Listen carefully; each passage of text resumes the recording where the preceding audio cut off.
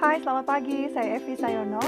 Pagi ini saya akan membacakan summary atau ringkasan dari buku Homo Deus karya Yuval Noah Harari. Homo Deus: A Brief History of Tomorrow. Pagi ini saya akan membaca bab pembukaan. Bab pembukaannya judulnya The New Human Agenda. The New Human Agenda sendiri terdiri dari beberapa judul, dan subjudul yang akan saya baca adalah The Invisible Armada atau Armada Perang Tidak Terlihat. Alright, kita mulai ya. The Invisible Armada, Armada Perang Tak Terlihat. Musuh terbesar peradaban adalah plague atau penyakit menular. Plague. Contoh dari wabah penyakit penular yang sudah melanda dunia antara lain Black Death yang melanda dunia di tahun 1330 yang bermula di Asia Tengah. Penyebab dari Black Death sendiri adalah bakteri Yersinia pestis yang hidup dalam serangga, dan serangganya kemudian mulai menggigit manusia. Bakteri ini kemudian menempel pada tikus, serangga, dan Afrika Utara mengalami kematian sekitar 75-200 juta orang. Pada saat itu pihak yang berwenang tidak berdaya, tidak tahu caranya menyetop atau lebih-lebih menyembuhkan. Yang dilakukan pada kala itu adalah mengadakan acara doa bersama secara besar-besaran.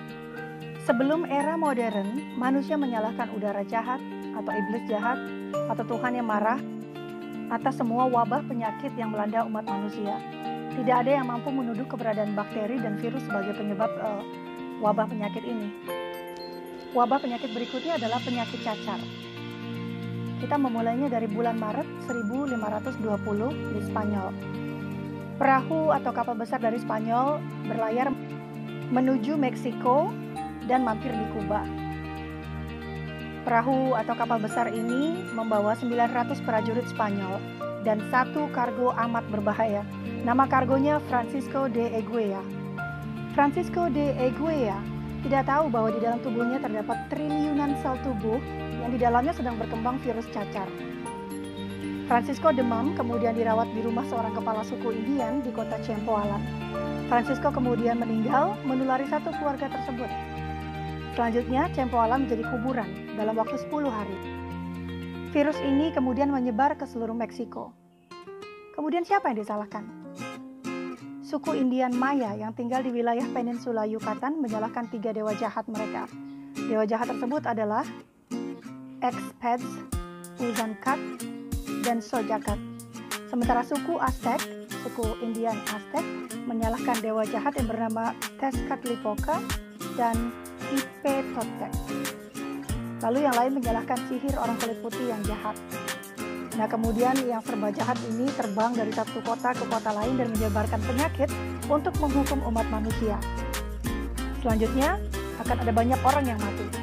Penanganannya berupa berdoa massal, mandi air dingin, dan melumuri tubuh dengan ramuan. Namun demikian, semua penanganan tersebut tidak berhasil. Dan di bulan September 1520, wabah cacar menyerang ibu kota Aztec. Raja suku Indian Aztec yang bernama Cuitlahuac wafat karena wabah cacar. Sebelum wabah cacar, Meksiko dihuni sekitar 22 juta orang. Setelah wabah, penduduk Meksiko tersisa hanya 14 juta orang. Wabah berikutnya adalah wabah flu Spanyol. Flu Spanyol, halaman 10. Hawaii adalah wilayah terisolir dari Eropa dan Amerika. Pada tanggal 18 Januari 1778, penjelajah Inggris yang bernama Captain James Cook mendarat di Hawaii. Dengannya dan kru terbawa virus flu pertama, patogen tuberculosis dan sifilis. Dan penduduk Eropa lain yang mengunjungi Hawaii membawa tifoid atau tifus dan cacar, smallpox. Tahun 1853, sisa penduduk yang bertahan di Hawaii hanya tinggal 70.000 orang. Jumlah awalnya sendiri tidak diceritakan di buku ini. Pada awal abad ke-20, epidemi terus membunuh manusia. Pada tahun 1918, ribuan prajurit Perancis Utara mati karena flu Spanyol. Penyebabnya, ekspor impor barang dengan cepat, contohnya minyak dari Timur Tengah, biji-bijian dan daging sapi dari Argentina, karet dari Malaya, tembaga dari Kongo, dan seterusnya. Nah, karena kegiatan ekspor-impor barang ini, maka akan ada pergerakan orang dari satu tempat ke tempat lain. Karena hal inilah kemudian virus flu Spanyol menyebar. Selanjutnya, 0,5 miliar orang atau sepertiga dari populasi dunia meninggal hanya dalam waktu beberapa bulan saja. Selain penyakit menular yang menyerang orang dewasa saat itu, ada juga penyakit menular yang menyerang anak-anak dan membuat jutaan anak mati tiap tahun. Kombinasi antara kurang gizi dan malnutrisi membuat anak-anak banyak mengalami kematian.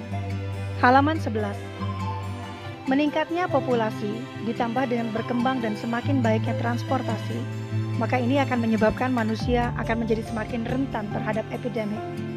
Bayangkan jika penyakit cacar air yang menyerang kerajaan Aztec dan Kinshasa di Kongo lalu menyerang kota Tokyo modern yang orangnya atau penduduknya lebih padat dan transportasinya sangat bagus di Tokyo. Jika demikian, dengan dua fakta di atas, kita mesti bersiap-siap bahwa nantinya pasti akan ada epidemi lagi yang lebih hebat, karena epideminya bisa berjalan dengan lebih cepat. Catatannya adalah tahun 2020 bukan lagi epidemi tapi pandemi yang menyerang dunia karena COVID-19 yang kemudian menyebar dengan sangat cepat karena transportasi seperti pesawat terbang jauh lebih baik di masa kini. Halaman 12. Perkembangan teknologi kesehatan, penemuan obat-obatan modern. Ini adalah sumbangsih terbesar bagi menurunnya epidemi dan hilangnya sejumlah penyakit. Ilustrasi. Penyakit cacar. Pada tahun 1967, 15 juta orang terinfeksi penyakit cacar, dan 2 juta diantaranya meninggal. Dan di tahun 1979, WHO melakukan kampanye mendunia agar orang divaksin cacar. Kemudian pada tahun yang sama, WHO juga mengumumkan manusia telah menang. Potensi wabah masih tetap ada, misalnya potensi wabah SARS di tahun 2003, flu burung di tahun 2005, flu babi di tahun 2009, dan Ebola di tahun 2014. Namun, dengan prosedur countermeasure yang tepat, ini dapat menghalangi epidemi penyakit tersebut kemudian berkembang menjadi pandemi. 1980, penyakit AIDS. Sejak menyeruak ke permukaan hingga kini, saat buku ini terbit, telah membunuh sekitar 30 juta orang. Saat pertama muncul, orang tidak tahu penyakit apa ini. HIV menyerang kekebalan tubuh dan orang meninggal karena penyakit-penyakit flu, pneumonia, kanker. Nah, orang tidak sadar karena ketika virus ini masuk, ia tidak langsung membunuh manusianya. Tapi berbulan-bulan atau bertahun-tahun kemudian, ini kemudian membuat penderitanya tidak sadar dan menyebarkan penyakitnya ke orang lain. 10 tahun kemudian, ilmuwan baru tahu bagaimana cara mencegah HIV menyebar. Lalu obat-obatan ditemukan. Di tahun 1981, AIDS sama dengan hukuman mati. Tapi kini, AIDS berubah menjadi jenis penyakit kronis. Bayangkan jika AIDS terjadi di tahun 1581 di mana belum ada ilmuwan. Maka pasti efeknya akan lebih parah pada manusia dan akan menimbulkan kematian yang lebih banyak lagi. Perbandingan antara zaman milenia sebelumnya dengan zaman milenia ketiga. Pada zaman milenia sebelumnya, ancaman kematian dari penyakit epidemi seperti malaria.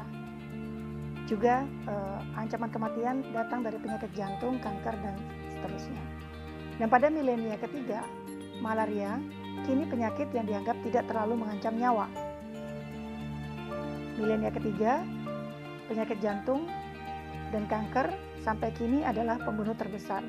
Namun obat dan teknologi kesehatan mampu membuat orang hidup lama meskipun mereka mengidap penyakit ini. Para dokter mengakumulasi pengetahuannya menjadi semakin baik dari tahun ke tahun. Mereka mampu menciptakan obat dan juga perawatan yang lebih efektif. Mungkin saja di tahun 2050, para dokter akan mampu menyembuhkan penyakit yang kini belum ada obatnya. Kemudian, apakah ada ancaman lain yang berasal dari dalam diri manusia sendiri? Iya, pasti ada. Misalnya penemuan bakteria dan penemuan antibiotik atau penemuan virus lainnya misalnya. Para ilmuwan berhasil menemukan penawar. Tapi kita mesti ingat bahwa ilmuwan juga manusia, dan manusia juga bisa menemukan senjata pembunuh bioteknologi. Nah, ini merupakan ancaman baru. Ancaman baru yang tentunya akan berbahaya bagi umat manusia nantinya. Baiklah, itu adalah akhir dari subbagian The Invisible Armada atau armada perang tidak terlihat yang merupakan bagian dari bab pembuka dari buku Homo Deus yang ringkasannya saya bacakan pada hari ini. Baik, terima kasih sudah mendengarkan. Saya Evi Sayono, sampai jumpa di lain kesempatan. Selamat malam.